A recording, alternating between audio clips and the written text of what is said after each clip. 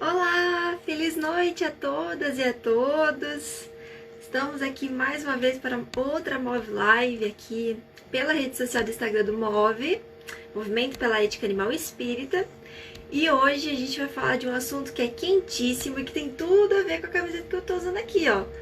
Em transição planetária alimentar. Será que você também está em transição alimentar? Vem com a gente. Hoje a gente vai conversar com uma psicóloga maravilhosa a respeito do artigo que está publicado lá no nosso Instagram, nosso site do Move. Se você ainda não acessou, está perdendo tempo. Lá tem todas as nossas frentes de trabalho organizadas bonitinho. Então acesse lá, eticaanimalespírita.org, e acesse o artigo A Difícil, Complexa, porém Libertadora Renovação de Hábitos. E é sobre isso que a gente vai conversar hoje. Então, feliz noite a todo mundo que está chegando. E eu vou chamar minha amiga, a Claudinha. Claudinha até. Olá, até o Padre Paulo chegou. Olha que beleza. Sejam todos muito bem-vindos. Olá, Beleza. querida. Tudo bom, querida? Bom, Nath? Tudo ótimo, e você? Deixa eu só me agitar aqui, porque agora o Instagram mudou a configuração e a gente tá pequenininho. Então, é verdade, né? Ficou mais achatadinho. Sim, é que agora o Instagram ele permite que você chame até 3 convidados. Então, eles alteraram assim, mas é por uma boa causa. Então, a gente já tá Nossa, pensando aí, próximas Move Lives, a gente fazerá com mais convidados. legal, eu nem sabia disso. Olha que bacana, que bacana. Muito legal. Você me vê bem, Nath? Me ouve bem? Perfeita, aham, tá ótima. E aí você tá Legal. numa posição perfeita que os comentários também não vão afetar, né, a sua imagem, tá ótimo. Estou vindo aqui mais para a direita. Pronto. Deixa o Ai, agora que eu Francisquinho aqui. vi, Francisco! Eu tô precisando muito de um Francisco. Eu tenho um muralzinho, eu preciso muito desenhar um Francisco até aqui agora. Ah, aqui. Tá Boa no noite a meu todo mundo que escritório. tá chegando. Oi, pode falar. Não, eu falei que aqui comigo eu tenho meia dúzia deles. Vários. Tem Me dá quadro, tem um, por estátua, favor. é que todo mundo sabe que eu amo, e aí quando vão escolher presente pra mim, eles me dão Francisco de Assis. É interessante. Que lindo. Um dia eu ainda vou fazer uma tatuagem de Francisco. Quero muito. É a minha primeira. Bom, muito obrigada a todo mundo que está chegando. Compartilha essa live. Tem um aviãozinho de papel ali que dá para você enviar para seus amigos, aquela pessoa que você sabe que está querendo fazer a transição, mas não sabe por onde começa, ou já tentou algumas vezes, né? E aí não consegue, sempre volta, sempre tem as famosas recaídas, né? Então a gente vai conversar justamente sobre isso. Eu preciso saber pronunciar o seu sobrenome. É Gelenter, é isso? Quase. Gelenter. É Gelenter. perfeito, Guilherme, muito bem. Muito Eu bom. pratiquei. Cláudia Geleneter, eu acho que é isso. É, mas, enfim, você é psicóloga, você é maravilhosa, assim, vai tratar um pouquinho desse lado aqui com a gente, mais da nossa mente, né, do porquê que a gente às vezes cria certos bloqueios em relação a uma mudança de hábito no geral, né? Então, eu acho que é isso. Vamos fazer uma prece, e aí eu deixo você falar um pouquinho para a gente começar o nosso papo, pode ser? Muito bem, tá ótimo. Então, pessoal, vamos todo mundo na sua casa, fechar os olhinhos e deixar de lado um pouquinho as preocupações do dia, as alegrias, as tristezas, e nesse momento nos concentrarmos nesse trabalho aqui, que toda a espiritualidade amiga já se encontra presente nos nossos lares, intuindo as nossas mentes para nos conectarmos a esse tema, um tema que é muito delicado, um tema que é muito necessário a todos que estão percorrendo esse caminho rumo a uma transição alimentar. Então, pedimos nesse momento, Pai querido, com toda a humildade, que a luz da mudança de hábito possa se fazer presente em nossos corações, nos impulsionando para um bem-estar, para uma consciência mais expandida das nossas relações com a natureza e com os animais, para que a gente se conecte cada vez mais com a universalidade que é tudo isso que vivemos. Voltarmos para o Pai, voltarmos para o Uno, faz parte de todas as nossas transições e todas as nossas mudanças de hábito. Fica conosco, Pai querido, e toda a falange de Francisco de Assis nesse momento. Que assim seja. Sim. Bom, vamos começar então, que o papo hoje está quentíssimo. Novamente, para o pessoal que está chegando, que não conhece, nós temos essa camiseta que eu acho que para vocês ainda está invertida, né? Mas está escrito em transição planetária alimentar, tá bom? Uma camiseta aqui do Move. Você encontra esse modelo e outros dois no nosso site, tem um formulário lá para você preencher. E o valor é R$ 35 da camiseta mais o frete, então não tá caro. Vamos todo mundo ajudar, esses recursos todos. 10% está sendo encaminhado para a Seama, de todo o lucro, e o restante a gente reinveste aqui nos engajamentos e impulsionamentos que o Move precisa, né? Para alcançar mais e mais pessoas. Então, corre lá se você é uma dessas pessoas que está nesse momento. E, Cláudia, vamos então falar, entrar nesse tema, né? Eu preparei aqui um certo roteirinho para a gente seguir, baseado no seu artigo, lá no nosso site. E eu queria que você falasse um pouquinho assim, como você é a primeira vez aqui no Move Live, queria que você se apresentasse assim brevemente, quem é a Cláudia, o que você faz dentro da psicologia, como que você se tornou vegetariana, por aí vai, que você se sente bem. Ok. Obrigada do convite mais uma vez, Rafa. Boa noite toda a turma Move. Muito bom estar aqui com vocês. É sempre uma grande alegria. Hoje eu passei o dia mais contente porque eu sabia que à noite a gente ia estar conversando. Muito bom. Eu sou a Cláudia, né? Sou a filha da dona Tídia e do seu Genésio. Fui durante algum tempo comerciante, de repente passei por uma crise existencial aí mais intensa, mais profunda, e a partir dessa crise eu decidi voltar para a escola e fui fazer psicologia. E foi a melhor coisa, foi a melhor decisão. Então hoje eu sou psicóloga clínica, eu sou também tanatóloga, ou seja, eu sou especialista em educação para a morte, né? Processos de luto, perdas, é a minha especialidade. E dou aula até a respeito, gosto muito. Ah, Interessante. também sou facilitadora de constelações familiares, sou facilitadora de círculos do feminino, enfim, dou aulas, estou trabalhando por aí. Me tornei vegetariana, Nath, há mais 22 anos atrás, preciso parar para fazer conta, sabe? 22 anos atrás. E eu confesso a você que eu decidi pelo vegetarianismo, num primeiro momento não foi por amor aos animais. Tá? Depois veio essa questão da empatia, da compaixão, da consciência mais ampliada. Num primeiro momento, bom, primeiro que eu não ligava muito para essa questão de carne, não fazia falta, devo dizer isso, apesar de eu vir de uma família de carnívoros, né? E que continuam, pelo menos uma parte, até a minha geração. Mas eu já trabalhava mediunicamente desde muito moça, eu apresentei, enfim, uma predisposição orgânica e a mediunidade, e estudando André Luiz no livro Desobsessão. Então, tinha lá um capítulo, né, como a preparação para a reunião de desobsessão. E uma das dicas do André foi abster-se de comer carne vermelha no dia da reunião mediúnica. E tem outras coisas lá, né? Álcool, cigarro, enfim, uma listinha. Até café entra no meio dessa história. E eu pensei comigo, poxa, eu sou médium todos os dias da semana. Eu não sou médium só quando eu sento numa mesa mediúnica, numa reunião espírita. Então, eu não deveria comer carne, porque realmente isso densifica o meu corpo. Isso eu já tinha essa noção. Densifica, fica mais difícil de eu perceber as inspirações, inclusive. Eu realmente me sinto pesada. Eu falei, quer saber?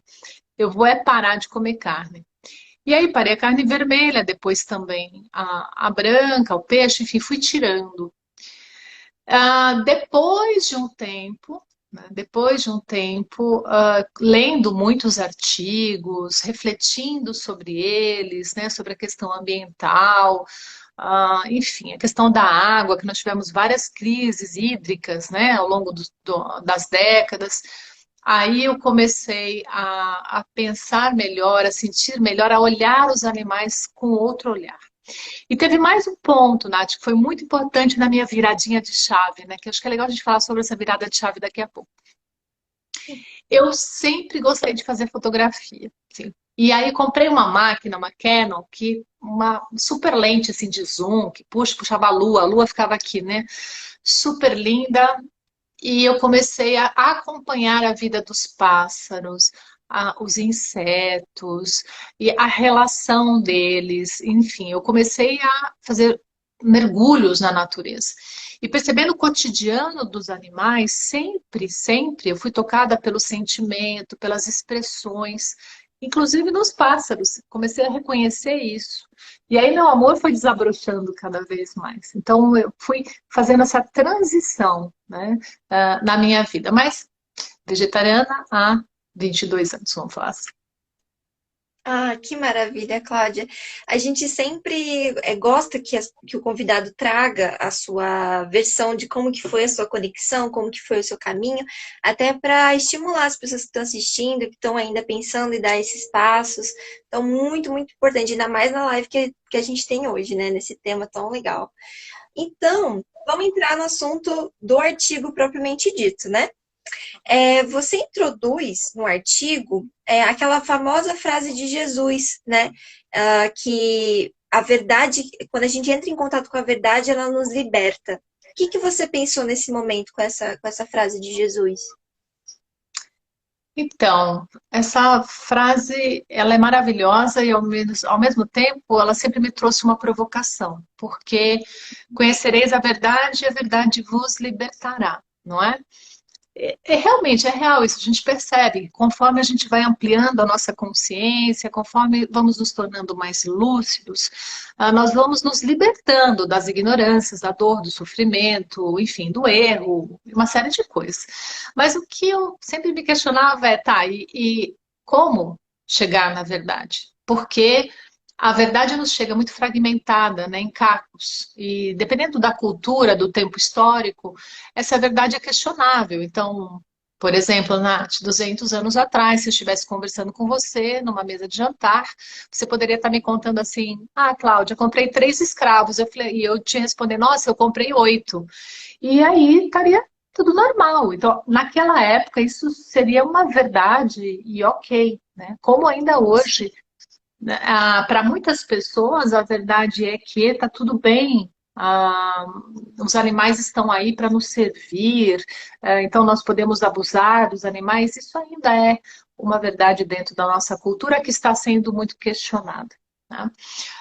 Então, eu fiquei me perguntando, tá, e como chegar nessa verdade, pelo menos sob o ponto de vista de relacionamento, né, com relação à nossa interdependência? E então, lendo os livros sagrados, a gente vai passar em uma peneira, né? E a quintessência do Evangelho, que é a quintessência do Antigo Testamento também, ou seja, a parte mais essencial do ensinamento do Cristo, né, diz respeito a não fazer ao próximo aquilo que eu não quero para mim, ou seja, fazer ao próximo aquilo que eu desejo também para mim. Né? E aí é que eu percebo que a gente já começa a separar um pouquinho o joio do trigo, como eu escrevi lá no artigo. Fica um pouco mais fácil de entender qual é a verdade, o que deve ser feito. Uhum. Exatamente, e esse puxando o gancho que você falou agora, né? A questão do fazer ao próximo aquilo que a gente gostaria que fizessem por nós, também é uma frase que nos pega um pouco, né? Porque a gente ainda não sabe o que nós queremos de fato. A gente ainda está muito regido na matéria, nos prazeres da matéria, naquilo que me traz o bem-estar. E nem sempre esse bem-estar, ele é aquilo que nós necessitamos para nossa evolução espiritual, né? Então, eu gostei que você trouxe também essa questão dessa autoestima, que tem tudo a ver com essa questão da mudança de hábitos, né?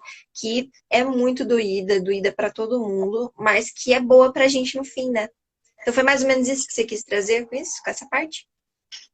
É, nós somos bastante egocêntricos, realmente. E quando pensamos o que eu quero para mim, o que o outro quer para o outro, a gente sempre esbarra nessa coisa de consumo, de mimo, né? Eu mereço ser mimada. E não é disso que nós estamos falando, né? Nós estamos falando ah, de novo, ampliar a consciência, atingir outros patamares, né, de lucidez, fazer o que é certo. Então, é isso que eu desejo para mim, porque eu sei que este é um caminho que não me traz sofrimento. Agora, como fazer? Essa é uma outra questão, né? Como, Uhum. como chegar nesse ponto de entender qual é a verdade? Basta, na verdade, é muito simples, é nós analisarmos como é a caminhada evolutiva da humanidade. O que que nós percebemos? Tem um movimento meio que pendular, né? Nós temos aí uma tese, surge uma antítese na sociedade, depois nós chegamos a uma síntese. Então, temos lá um movimento A, de repente surge uma outra ponta do pêndulo que puxando lá para o outro lado, que é o B, e de repente entramos num ponto de equilíbrio. Agora, como é que se dá essa construção social, Nath? Nós vamos aqui, ó, acrescentando na mente, vamos lendo, vamos produzindo ciência, vamos experimentando, não é? Então, é preciso ah, ler muito, pesquisar muito, e tudo aqui, no âmbito da consciência. Eu falo que o lobo frontal é o que atua em primeiro. Na verdade, a gente começa pelo sistema reptiliano, né? Vamos só querendo prazer, de repente a gente chega no centro das emoções, que já está na parte mais central do cérebro, aí a gente começa a sentir, né? Começamos a ter emoções mais de vínculo, né? Que é a questão mais mamífera, que está no nosso cérebro, até que então a gente usa aqui o lobo frontal, que isso aqui realmente é a parte humana, né? Nominal, que é aprender, né? A parte cognitiva, planejar, aprender, tem a parte de limites, tudo aqui. Só que ainda falta aqui, né? Falta fazer uma conexão com o sentimento. Então, para fazermos essa mudança de hábito, que é disso que nós estamos falando, não é? Para primeiro dar esse passo de tomada de consciência real, ou seja, nós vamos chamar isso de insight, para facilitar aqui, Uhum. uma palavra mais conhecida. Uhum. Para termos esse insight, é preciso que a nossa razão converse com o nosso coração, né? Então, eu faço muitas palestras baseadas no Evangelho. Muitas palestras baseadas no Evangelho. Eu ainda não pratico todo o Evangelho. Porque se eu praticasse todo o Evangelho, seria o próprio Cristo na Terra. Eu ainda não sou. Então, É mesmo. muito do que eu falo é mental e muito do que eu faço é busca de hábito. Então eu vou tentando exercitar o cristianismo que eu prego, que eu, enfim, que eu estudo, etc, né? Mas ainda não consigo fazer essa costura com todos os assuntos que estão lá, não é? E o mesmo a gente pode transportar para a questão da transição carnivorismo-vegetarianismo. Leva um tempo até a gente conseguir fazer essa transição. Para muitas pessoas, não é para todas. Enfim, algumas pessoas já reencarnam aqui com esse chip instalado, não é não? Sim, é verdade. É, esse insight também a gente chama de a conexão, né? Ou o que você comentou no começo, essa viradinha de chave. E é muito interessante, né? Que a minha mãe, por exemplo, ela tá passando por esse momento agora, de viradinha de chave. Se ela escutou uma frase específica de uma outra pessoa que não fui eu, porque acho que filha a gente ouve por um lado e sai pro outro, né? E daí parece que de outra pessoa soou diferente e agora ela tá começando, sabe, esse processo. Então é muito curioso acompanhar esse processo dela, né? E eu sei que muitos aqui também estão passando por essa situação. Mas aquela pergunta, né, que você deu esse gancho, como chegar nessa conexão? Será que isso é uma coisa muito individual de cada um? Como que a pessoa consegue executar isso no dia a dia dela para ficar mais fácil? Tem algumas pessoas que eu conheço que tentaram várias vezes e sempre davam aquelas recaídas, sempre voltavam para uma coisa inicial. O que, psicologicamente falando, a gente consegue fazer essa conexão individual? Ah, deixa eu só pegar um gancho também que você falou da sua mãe, que Tá, pode. me vem uma ideia aqui que eu gostaria de falar para as pessoas que estão nos escutando e que vão nos escutar depois também, né? Porque a live vai ficar aí salva. Tem um teórico, um psicólogo russo, que eu gostei muito de estudar na minha época de graduação e depois dela também. O nome dele é Vygotsky. Vygotsky, na verdade, você conhece? Ah, Ele foi Conheço. contratado para produzir uma teoria pedagógica, e aí é sócio-interacionista, é muito interessante a teoria, mas ele propõe a zona proximal de aprendizagem. E é fantástico, porque o ZPA, né, a zona proximal de aprendizagem, também está no nosso campo emocional, não está só no campo pedagógico, né? Porque é bem verdade que a gente não consegue ensinar uma equação de segundo grau para uma criança de 5 anos.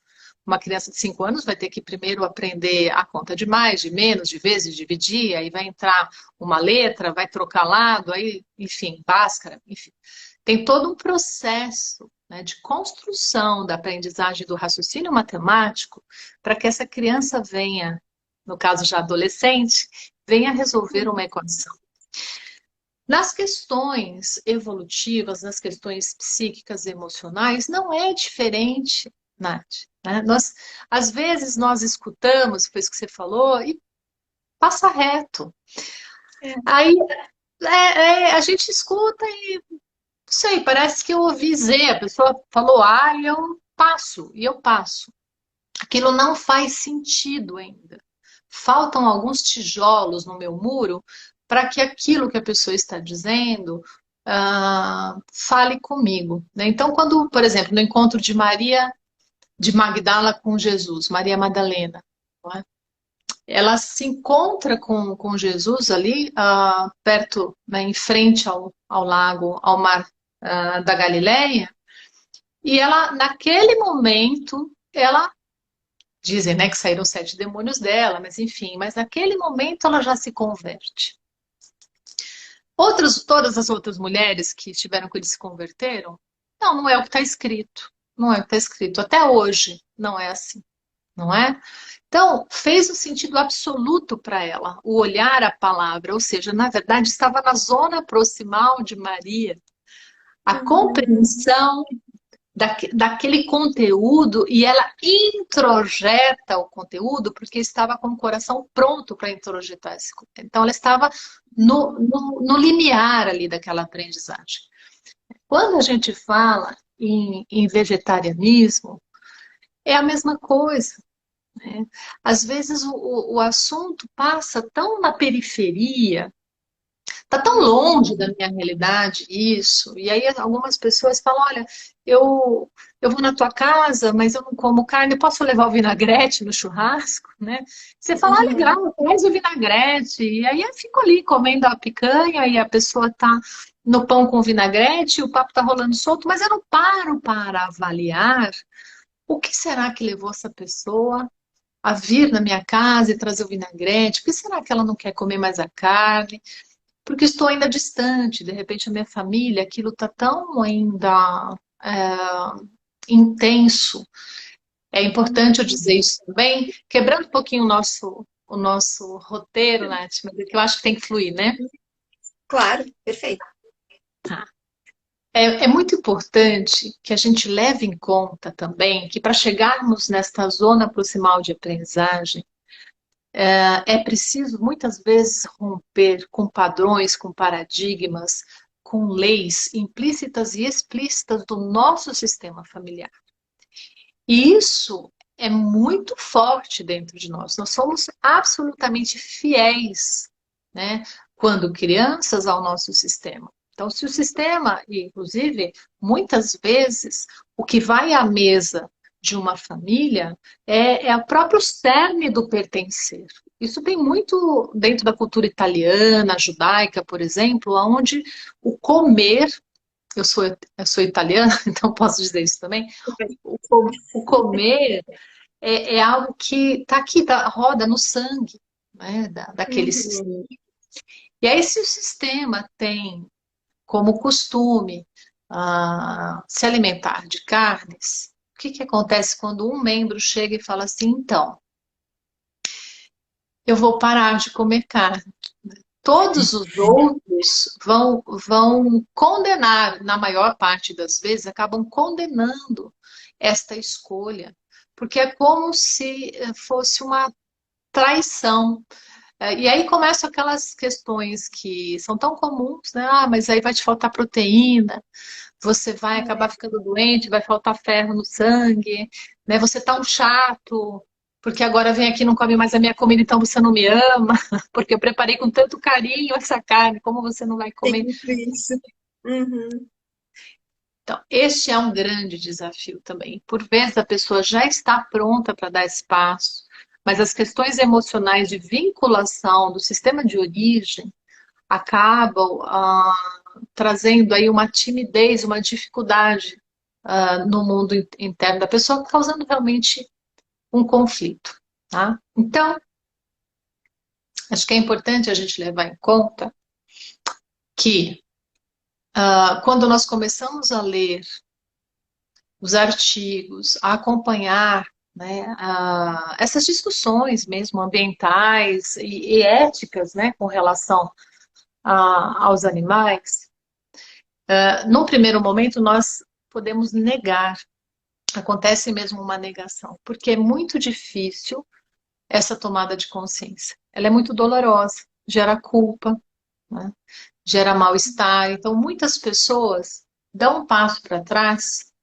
por receio, né? São aquelas pessoas que dizem pra gente, como eu escrevi lá no artigo, mas veja bem, o Hitler era vegetariano, e veja só, Não.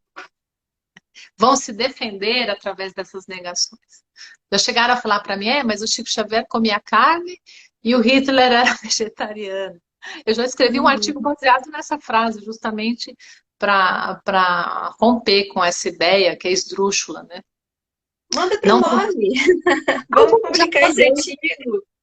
Oi? Acho que já mandei, acho que já está aí com vocês É? também. Ah, Já, legal. Legal, já tá mandei, bom. depois passo também. Mas assim, é um dos, na verdade, é um diálogo, Nath, que eu faço entre espiritismo e vegetarianismo. Aliás, o título é esse, Espiritismo e Vegetarianismo, um diálogo possível e necessário. E nesse artigo eu escrevo sobre essa questão, né? Porque nós não devemos jamais colocar pessoas na frente dos fatos, da ciência, do que é a realidade. Hoje já não dá mais para contestar.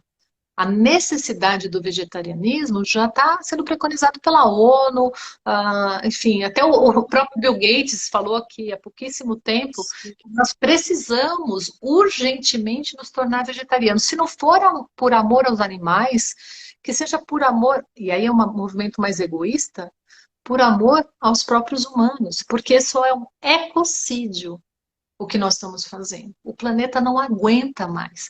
Então, se não for por deixar de abusar e maltratar animais, né, que seja para nós não perdermos a nossa casa planetária, a Mãe Terra.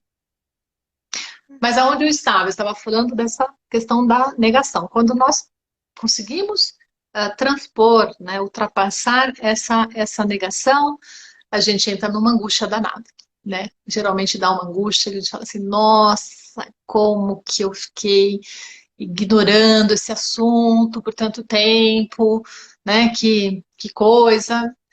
É uma dorzinha que muitas vezes vem, mas a gente segue para reparação, a gente aceita essa angústia e a gente começa a questionar, tá? Mas como é que eu faço para aplicar essas mudanças, né? Como é que eu dou conta de realmente alterar um hábito, né?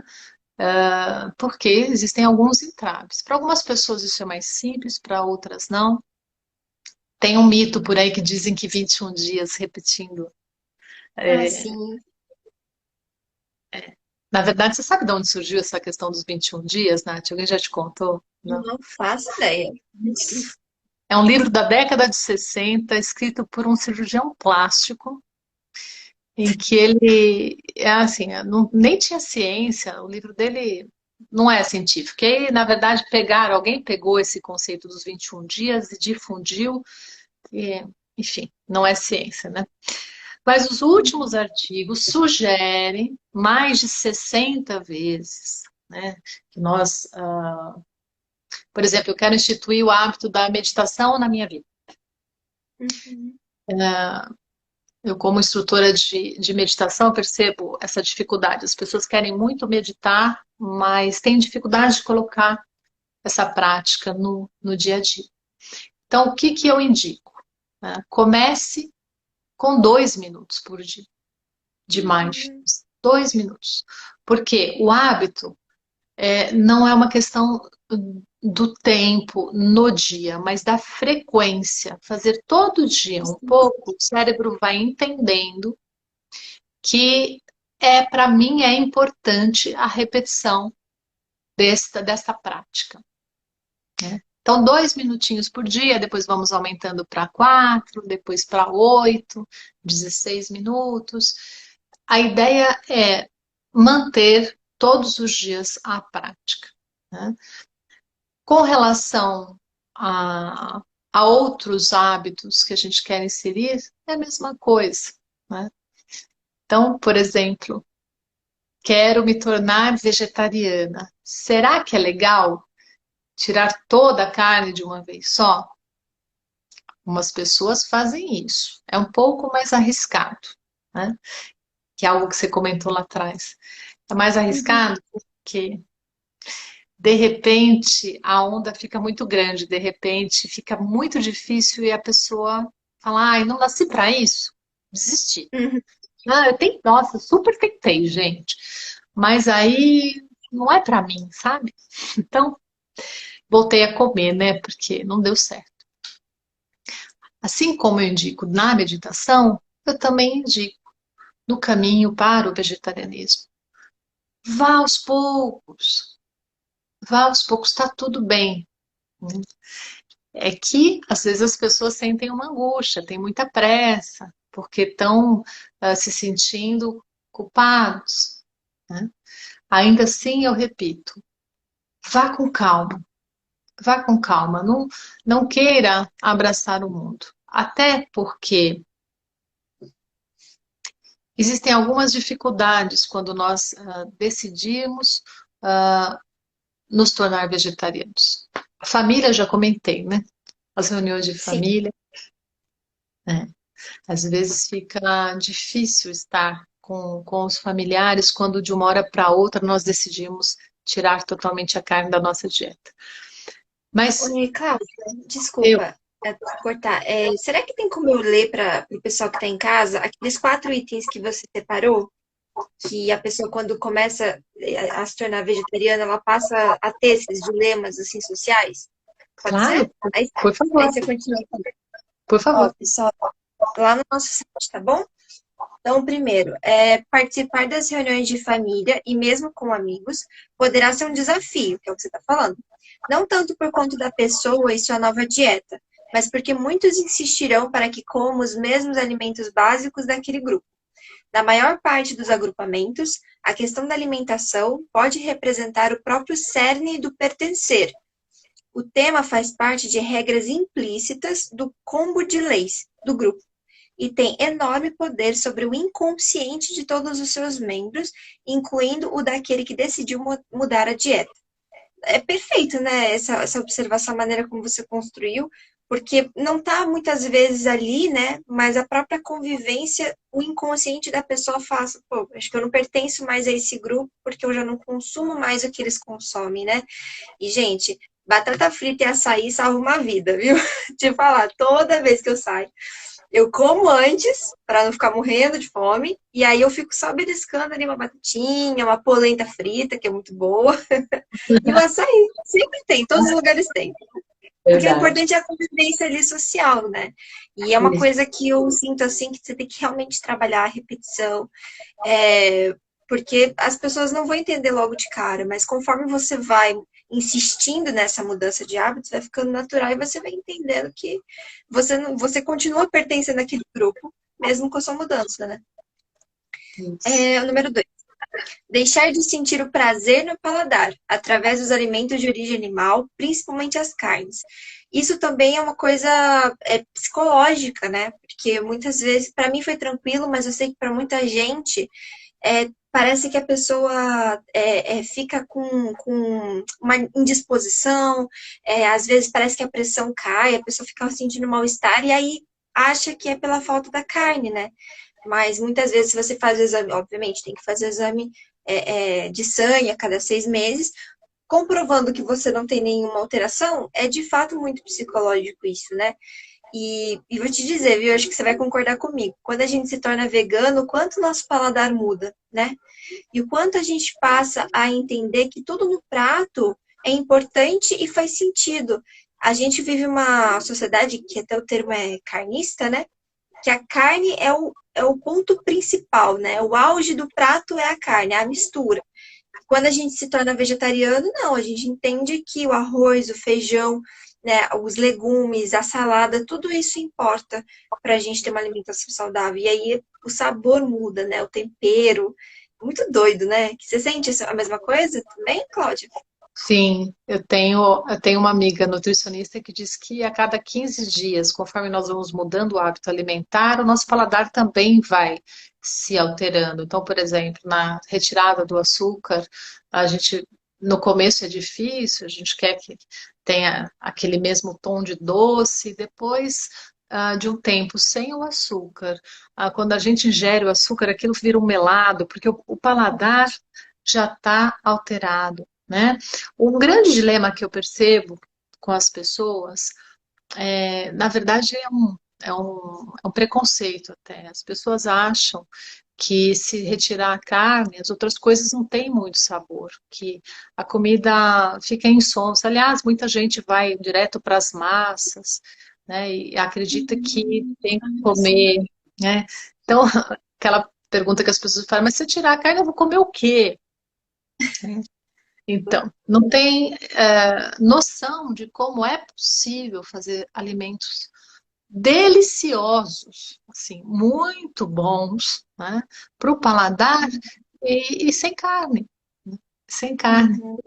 Então, essa questão Mas, do paladar, dos preconceitos ligados a paladar, é por falta da experiência. Aquilo que a gente estava dizendo, nós ouvimos falar, mas vai fazer sentido mesmo quando a gente experienciar, né? Quando a gente uhum. realmente viver a experiência de encontrar receitas boas, alimentos saudáveis, né, super variados, e aí a gente vai poder dizer, nossa, mas realmente não faz falta nenhuma, não é? Certeza. E hoje em dia o mercado está tão diversificado, né, para quem está flexitariano, que a gente brinca, né, que está começando essa redução, de vez em quando comprar esses industrializados veganos, eu acho que é interessante para quem está nesse período, né?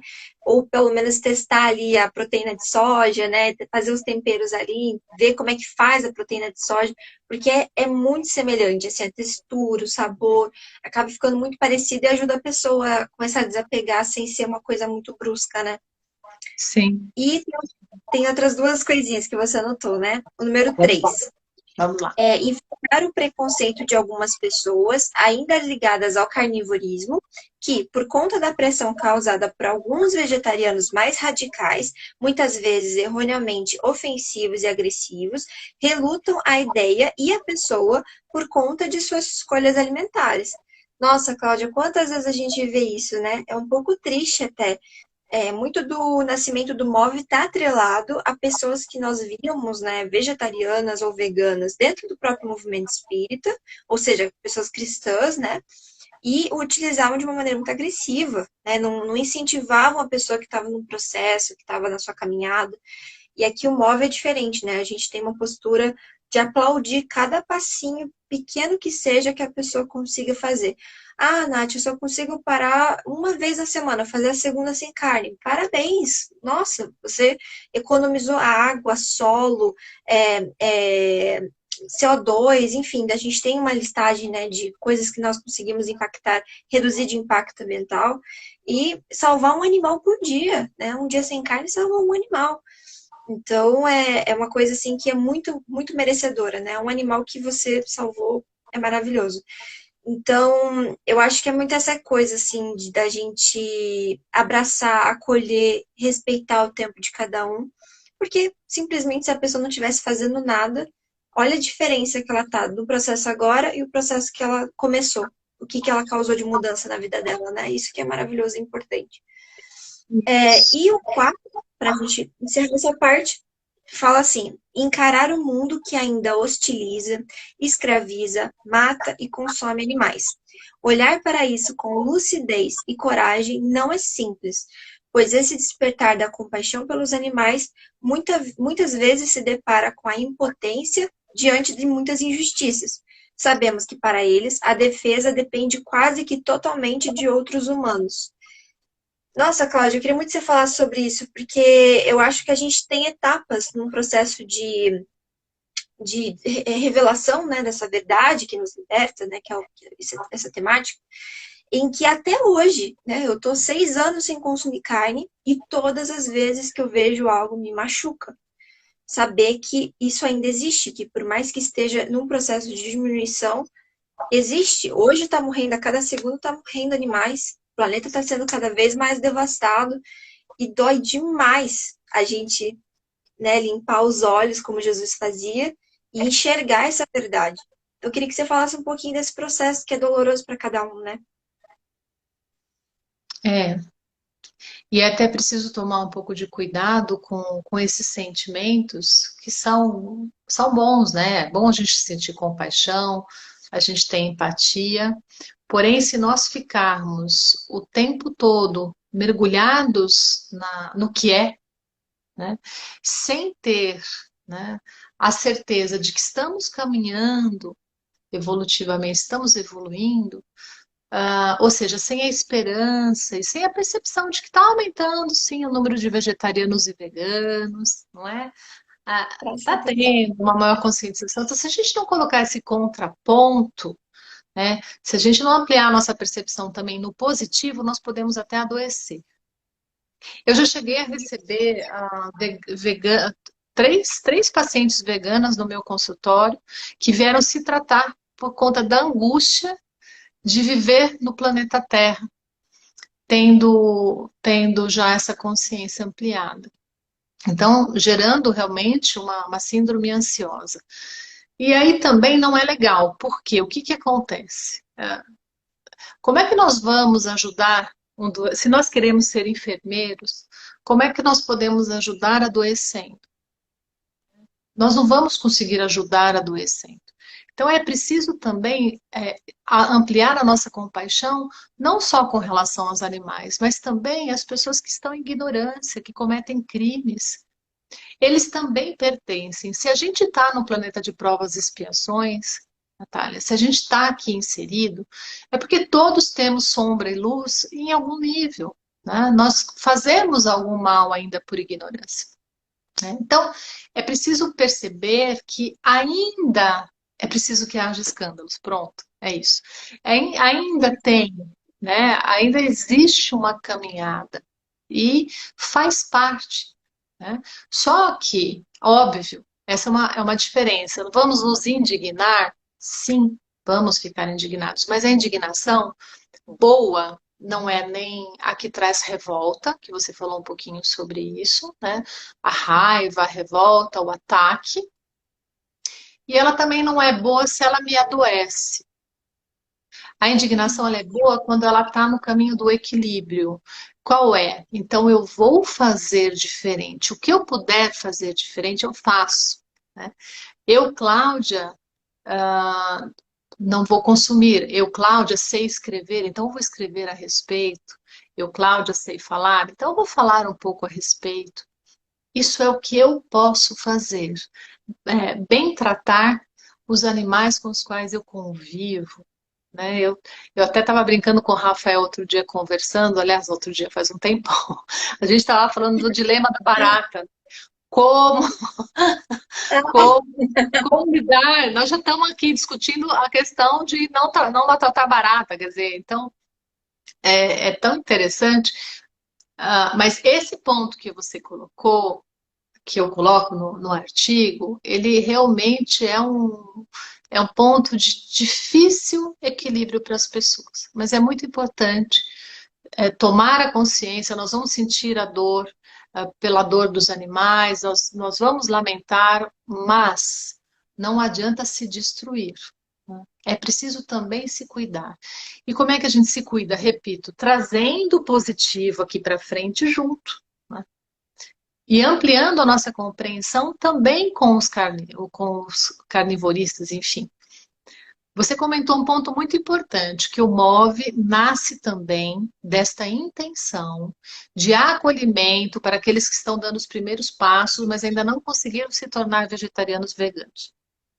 Tem uma outra frente do MOVE que me atrai demais, que é justamente essa de não ser agressivo com quem não quer ainda se tornar vegetariano.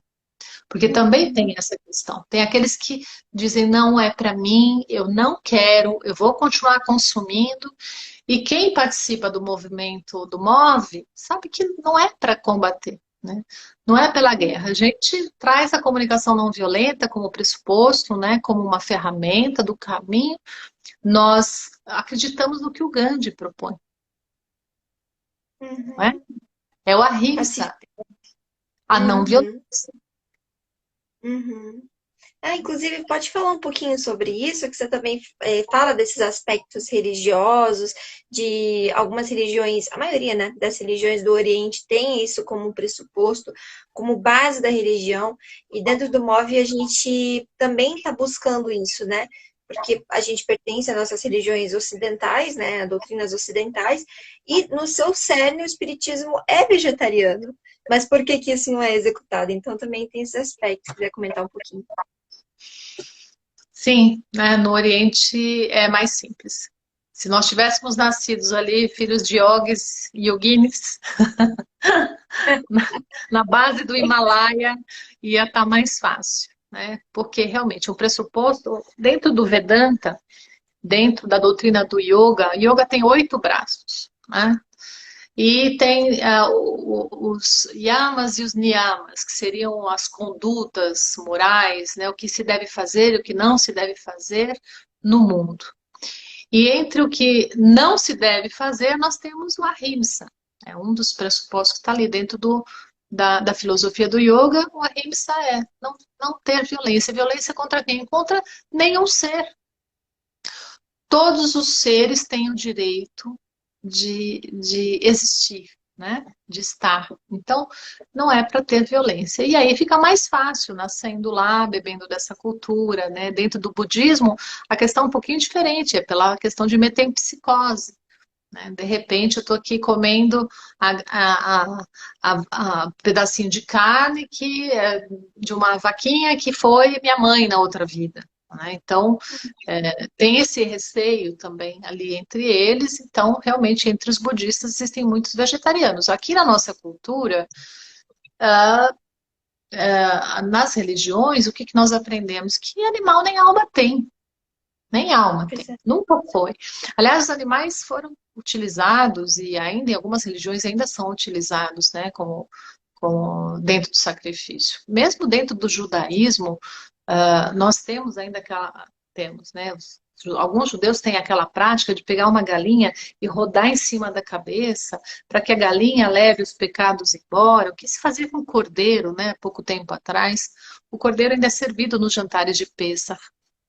E tá ali, aliás, acabou de acontecer o Pêssar. Ele é colocado à mesa como aquele que espia, né, as faltas, é, enfim. Então, dentro desta cultura, nós bebemos nessa cultura, nós estamos nesse caldo cultural. Por isso que para nós aqui no Ocidente, ainda é mais difícil lidar com essa temática. Dentro do Espiritismo, basta ler, né? Isso que eu acho muito incrível, porque muito tempo eu fiquei tentando fazer palestra nas casas espíritas sobre vegetarianismo e todo mundo dizia, não, esse tema não, Cláudia, fala outra coisa. Eu quero falar de morte, quero falar de vegetarianismo e ninguém quer ouvir, né? E são assuntos tabus. E eu me perguntava, mas caramba, olha só, Alberto de Campos fala a respeito, Albino Teixeira fala a respeito, Emmanuel, nossa, Missionários da Luz, aquele capítulo 4, o que que é aquele capítulo? Não Sim, tem como a gente ler aquele capítulo e falar, nossa, né?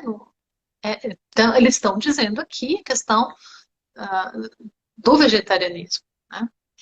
então, Mesmo assim, a gente estava falando da zona proximal de aprendizagem, mesmo assim, as pessoas leem a obra, né, e falam, ai, nossa, que difícil, e vão para os outros capítulos e não se aprofundam, né? Não se aprofundam no que está sendo colocado aí. e sequer conversam a respeito, muitas vezes. Mas estamos aí. O Uhum. 9 é a prova de que as coisas estão mudando, não é? Exatamente. E eu acho que junta tudo num bolo só, né? Pra gente que é espírita e vegano, a gente tem esse lado da questão material, né? De tudo isso que envolve não só a questão da alimentação, que a gente está focando mais, mas todos os outros aspectos de testes em animais, né? Entretenimento também, e tudo isso que envolve a ética animal, né? Mas também a gente tem esse lado do movimento espírita negacionista, né, infelizmente, de todas essas obras tão clássicas, tão assim para todos, né? Nós temos o catálogo de referência lá com todas as falas dos espíritos muito claras e ainda no processo de expansão, e você me vê as pessoas ainda nesse processo. Então, para a gente, eu acredito que tem esse peso um pouco maior, é doloroso dos dois lados. Peraí que chegou uma pergunta aqui. Ah, peraí, ó, Ah, da Brema, tá perguntando se você é espírita. Ah, acho que Bremagal, acho que chegou, é Bremagal. eu sou espírita desde os meus 18 anos de idade, faz tempo. Sou espírita, assim. Desde que eu li pela primeira vez o livro dos Espíritos, naquele momento Olha, eu entendi que eu era espírita. Quando eu terminei o livro dos Espíritos, eu tinha 18 para 19 anos.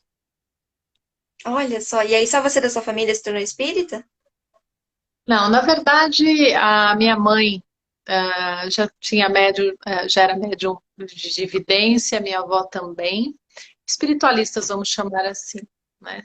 Uhum. Hoje em dia, meus filhos são espíritas, eu tenho uma filha vegana espírita também, a Juliana, o Gabriel espírita, e as minhas irmãs também são.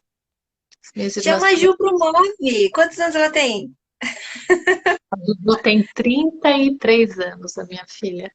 Chama, vamos integrar todo mundo junto. Acho que ela vai adorar se ela estiver assistindo, não sei. Tá super convidada, viu? Obrigada, obrigada, obrigada. Bom, a gente já está se encaminhando para o nosso final, né? A gente tem aí mais uns 8 minutinhos. E eu queria que você falasse um pouco mais, você falou um pouquinho lá no começo, mas eu queria que você falasse um pouco mais dessa questão do cérebro, né? Que você detalhe um pouco lá no artigo, que você junta essa questão dos 66 dias, eu queria que você falasse um pouquinho disso. E depois concluísse, né? Tipo, dando certas dicas, assim, para quem está nesse processo. Dicas simples, fáceis, assim, que as pessoas conseguem abraçar no dia a dia para facilitar um pouco esse processo. Ah, tá. Então, eu estava comentando contigo que hoje a ciência diz que para que a gente institua um novo hábito, a estrutura de hábito no nosso cérebro, ela só acontece depois de uma repetição. Depois de uma repetição, né? Estavam se falando em 21 dias, tem artigos que dizem que são 66 dias, mas eu quero contar também que mesmo nesse estudo que fala sobre os 66 dias, em verdade, algumas pessoas só conseguiram com 245 dias de repetição. Nossa, É que é uma média. Então, não é estanque isso. Não é estanque. De repente, como eu disse a você, de repente já está tão. Eu estou tão preparada já, porque lembremos, tudo começa na alma, tudo começa na mente, tudo começa dentro de nós. É no micro que começa isso. Então, quando eu já estou emocionalmente mais preparada para essa transição, o hábito se instala mais rapidamente, né? Eu já estou mais preparada. Então, a máquina, vamos lembrar, o cérebro está a serviço. Eu não sou o cérebro. O cérebro está a serviço, ele está para mim. Então, se eu estou firme nisso, se eu já tive um insight, se para mim isso está muito claro, a máquina vai abrigar este hábito mais rapidamente. Mais rapidamente. Se eu estou indo para um novo hábito, simplesmente porque eu sinto culpa, porque alguém falou, ou porque eu tô com um namorado que é vegetariano e ele me pediu para eu me tornar vegetariana, né? Isso acontece também, né? Aquela tá buzinando, não, né? Você vai comer carne, eu não como carne. Então, vai ficar muito mais difícil, porque ainda não fez sentido no coração, né? Então a pessoa vai dar conta? Vai, mas vai ter que repetir mais vezes, ou seja, sabe o só por hoje, que é utilizado nos alcoólatras anônimos? Então, só por hoje. Então, aí vem as dicas, né, que a gente pode, Uhum.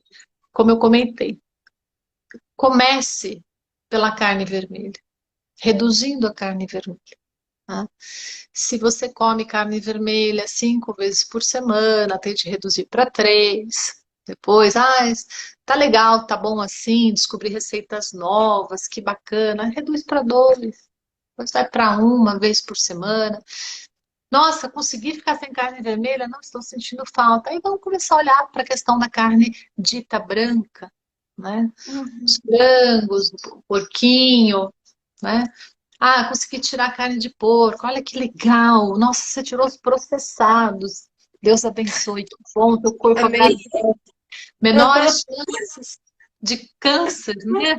De intestino, de resto. Olha que beleza. Ah, já Uhum. consegui.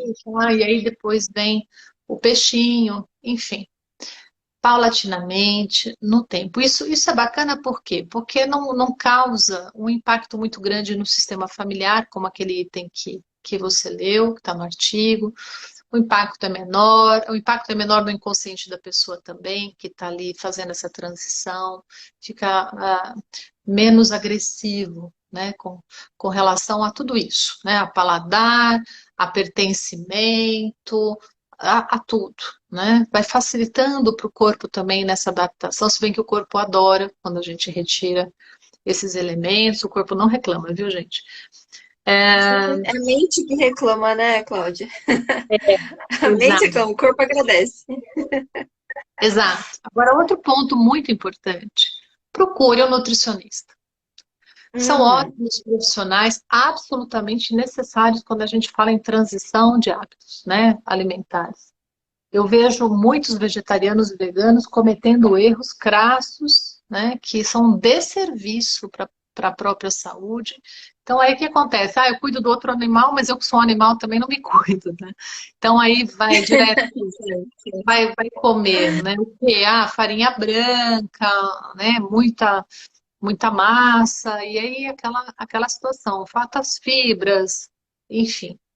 Então, é muito importante consultar um profissional e fazer uma programação junto com esse profissional. Então, hoje tem muita informação a respeito, tem muitos nutricionistas que estão se especializando, né, no Uhum. cardápio para vegetarianos e veganos. Então, precisa passar por aí também. Com certeza. E um dia de cada vez, um dia de cada vez. E eu acho também, para algumas pessoas, né? Aqui eu acho que, em resumo, cada um tem o seu processo, né? Cada um tem o seu tempo, cada um tem as suas dificuldades. Mas eu acho que o que mais funciona para todos é a gente talvez não tratar isso como se fosse assim, nossa, é uma restrição alimentar, sabe? Eu, assim, preciso me segurar para não consumir. Eu acho, assim, uma percepção minha, eu acho que isso faz com que a pessoa tenha mais vontade de furar, né? De voltar 2 passos, 3 passos para trás. E talvez encarar como uma libertação, de fato, né? Encarar como uma nova pessoa que você está se tornando a partir dessa mudança. E não algo que você imagina que vai ser temporário. Até quanto tempo eu aguento sem, sabe aquela coisa? Mas a partir do momento que você tem essa consciência, aí eu acho que essa frase vale a pena, né? De cada dia, o seu dia, né? Cada momento, o seu momento, conseguir mais um prato, e isso está me fortalecendo internamente. Eu acredito que tenha muito essa. A cada mês, a cada ano, você vai se sentindo mais fortalecido nessa escolha. Você percebe, não, essa foi a melhor escolha que eu já fiz na minha vida. Eu tenho essa sensação pra mim, assim. Acho que pra você também, né? Sim, é. Não gosto de rigidez, não. Não gosto de rigidez. Eu acho que tem que fluir, tem que ser uma escolha do coração, né? E não é com chibata que a gente vai, vai Perfeito. para frente, vai caminhar. Eu acho que dá para ser algo suave, dá para ser algo bom, né? Nada traumático. É uma Uhum. jornada. Eu vejo como uma jornada, um passo por vez, não é? Olha o que a Ju comentou. Como dizem as nutris do MOV, vegetarianismo estrito não é vegetarianismo restrito. Perfeito. Isso mesmo. A gente até gosta de chamar de vegetarianismo puro. Talvez tenha um significado talvez um pouco melhor. Mas Uhum. Cláudia, eu tô assim, nas nuvens. Muito, muito, muito obrigada pela tua disponibilidade. Gratidão imensa, minha amiga. Sinta-se sempre bem-vinda para estar com a gente aqui nas Mov Lives, Mov Talks, congressos, que eu sei que você já fez a participação lá com o Roberto no congresso também, para quem não assistiu, tá na nossa playlist, né, no nosso YouTube do congresso. E sinta-se também super à vontade de fazer outros artigos, estar com a gente em outros momentos. Tem um outro artigo que você fez que a gente está com ele na manga, né? Vamos marcar aí, marcar essa data daqui a um tempo, Sim, para você também sim. voltar aqui para a gente, que a gente gostou muito. Obrigada, querida. Muito bom. Você é uma querida, viu? Obrigada, obrigada. Obrigada. Obrigada a todos os amigos do Move. É bom repetir isso, né, Roberto? Todo mundo que quiser começar essa jornada, procurem as pessoas do Move. O que não falta é apoio e informação com essa turma, viu, gente? Todo mundo muito antenado. Verdade. Então é isso, minha amiga. Obrigada a todo mundo que assistiu. Uma ótima noite a todos, uma ótima semana. Paz e bem. Francisco conosco. E gratidão, amiga. Fica com Deus, viu? Obrigada a você também. Um grande beijo. Obrigada. Tchau, tchau. Tchau, Rafa. Até. Beijo. Tchau.